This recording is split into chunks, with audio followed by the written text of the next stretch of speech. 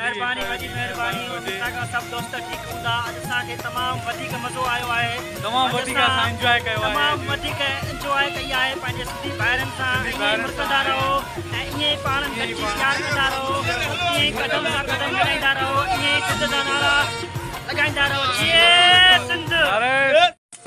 ॾाढी इंजॉय कयूं पिया, ॾाढो मज़ो अची वियो असांखे। तमामु बहितरीनु इहे सिंधी जेके असांजा ॿाहिरि आहिनि तमामु मुस्कुराईंदा रहंदा आहिनि, लेकिन जो असांखे तमामु बेहद ख़ुशी थी आहे।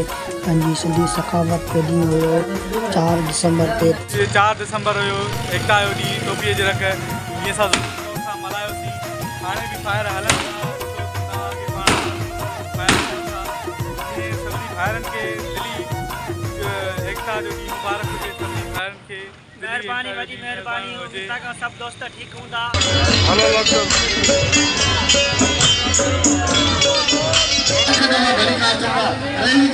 शामिल जो गाड़ी लॻे हले, कदम कदम हलंदा हलो, अस्पताल चौक वटि मेलो मचंदो, नारा लॻंदा।